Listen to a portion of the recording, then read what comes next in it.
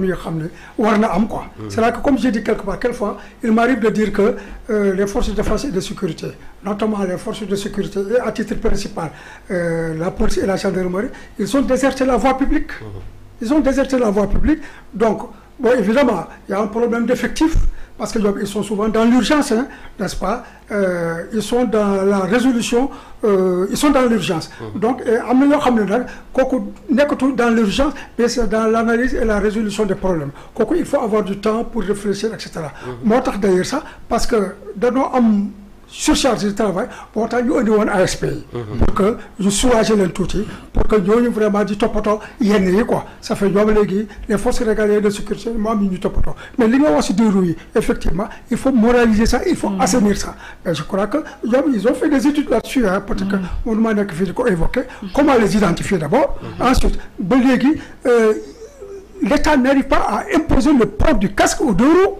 Et ça doit être la chose la plus facile. Bon, maintenant, plus grave aussi, quelquefois, tu as bon tourner aussi, bon, comme des quoi d'avoir, nous supportons le casque. Donc, vraiment, il faut prêcher d'exemple, quoi, avant de pouvoir, de vouloir imposer ça à quelqu'un d'autre, quoi. Donc, vraiment, ça entre dans le cadre de la sécurité publique. Donc, vraiment, il faut que nous, il faut beaucoup de niveaux d'intervention des éléments, comme les la sécurité. Militaires, il faut les gendarmerie, policiers, il faut comment dirais-je, ASP et pourquoi ne pas effectivement ressusciter la police municipale aussi. Il y a des renforcer les filles. Ensuite, comme j'ai dit aussi, les services civiques, vraiment. Les volontaires. Les volontaires. Voilà. Il y a les volontaires, c'est moi, j'ai fait partie de ceux qui les ont créés. Je les ai commandés aussi opérationnellement. Les ASP aussi, je fais partie de ceux qui les ont créés, de ceux qui les ont formés. J'ai aussi à occuper la première direction opérationnelle quoi. Maintenant là installé sur l'ensemble du territoire. Mais je sais qu'à ASPI, on ne les a pas utilisés comme on aurait dû le faire. Wow. C'est-à-dire que les populations auraient dû sentir la présence et la proximité des ASP. Mais malheureusement, les populations regardent les ASP comme faisant partie du dispositif répressif, alors que ça ne devrait pas être le cas. Donc, comme je dis, il faut une orientation stratégique des ASP. Je crois qu'avec le nouveau directeur général qui est là, le capitaine Touré, je crois qu'il va revoir tout ça. Quoi. Il y a beaucoup de choses parce que, en fait, la priorité maintenant, c'est la sécurité du citoyen, la sécurité quotidienne du citoyen. Mais malheureusement, souvent, elle est négligée au profit de la sécurité des gens d'en haut, etc. Alors que vraiment, il faut nous inverser aussi à faire le problème. Quoi. Il y a un problème de recrutement, il y a un problème de formation, il y a un problème aussi de rémunération. Parce que normalement, depuis que vous menez Dakar, dans nos 30 000 nous déguisons police wala siranu gendarmerie quoi mais quelquefois mun nga jóge Cap Manuel dem ba fale Wakam doo tase ak benn policier ci mbedd bi ça c'est pas normal donc il faut que les policiers se réapproprient la voie publique waaw ba nga xam ni citoyen toujours de faire sentir cette présence et vraiment ça va les tranquilliser et ça va atténuer le sentiment d'insécurité mi nga xam ne il y a beaucoup de choses à dire hein. Bon j'espère que rapidement parce que dañuy tëj juste pour ajouter foofu par rapport ak li nga wax ndax da nga laal ñaari am solo muy rémunération bi ñuy wax ndax comme ni ko Moussa waxee léegi gis nañ ñuy dawal scooter yi souvent policiers yi dañ leen di arrêté encaissé leen ay 1000 francs 2000 affaires yooyu loolu noonu yëpp day laal question wu rémunération bi te loolu tamit war nañ ko xoolaat te beneen bi si topp tamit mooy gis nañ jamono ji ñu génn nii dafa am benn problème bu am entre force de l'ordre yi ak citoyens yi est-ce que tamit jarul ñu indi loo xamante ne ni day indi collaboration entre force de l'ordre yi ak citoyens yi pour que ndax dañuy wax souvent que ne chaque citoyen mënuñu mettre ci ginnaawam benn force de l'ordre mais gis nañ ne tamit sénégalais yi amuñu habitude di def ay alerte par rapport ak situation yi ñuy gis ndax des fois nga romb ci tali bi gis koo xamante ni dañ koy agressé mais yow da ngay taxaw di seetaan est-ce que waaw di filmer est-ce que tamit police foofu mënul def benn proximité boo xam ne day collaborer ak citoyen soit ñu def ay numéro vert yoo xamante ne nii citoyen bu ñu gisee loo xamante ne yennuwul maanaa ñu mun leen contacter pour ñu mën a ñëw def seen liggéey ndax sans loolu rek day xaw a compliqué pour man. c'est-à-dire que xam nga initié nañ fi police de proximité depuis les années 90 etc.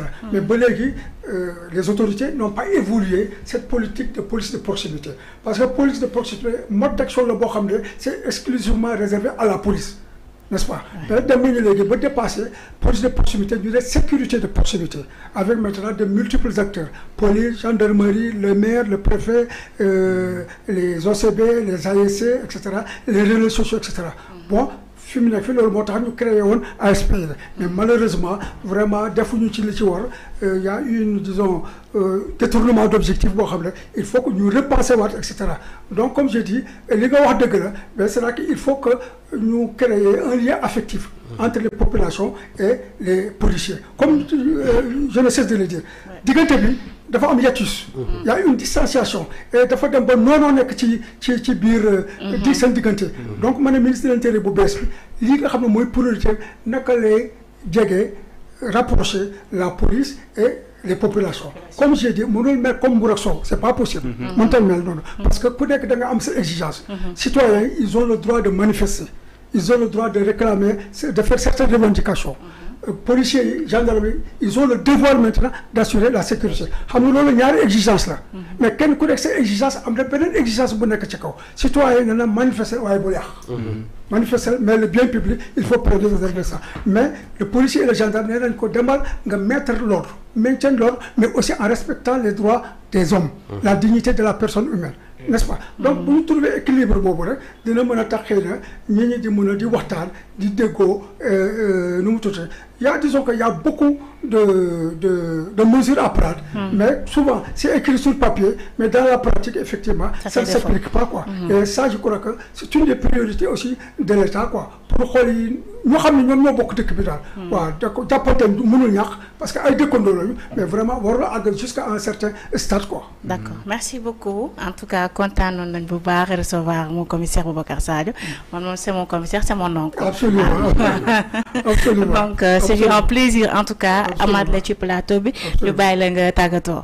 waaw li may tàggatoo rek encore rappel rek la mooy sunu kilifa yi nekk fii muy président de la République ak premier ministre wax dëgg yàlla ñi xeexale nañ leen ñi gunge nañ leen parce que bu doon ñoom seen ñaari jëmm rek la wax dëgg yàlla comme ni ko waa ji waxee nan lañ ne copp denc leen seen dëgg fàtte waaw mais nag li tax loolu mënut a am parce que derrière leur personne il y a toute une foule waaw cette foule invisible comme on dit là nga xam ni c'est constitué de jeunes de vieux de femmes d'hommes d'enfants et cetera yoo xam ne ñu ngi seen gannaaw loolu moo référé effectivement à deux autorités yi quoi donc nañu seet si ñooñu comme j'ai dit le chaudron dans lequel le peuple là a été martyrisé ce chaudron là est encore fumant ce chaudron il est encore fumant ñi nga xam ne sax xëy na yóbbu nañ leen si sëgg yi xëy na ba léegi tàlleeguñu donc vraiment nañu bàyyi xel ci ñooñu ba nga xam ne lu ñu war a jël comme mesure buñ ci xalaat buñ ci yoxi sax quoi vraiment qu'il l'applique avec la plus grande rigueur sinon rek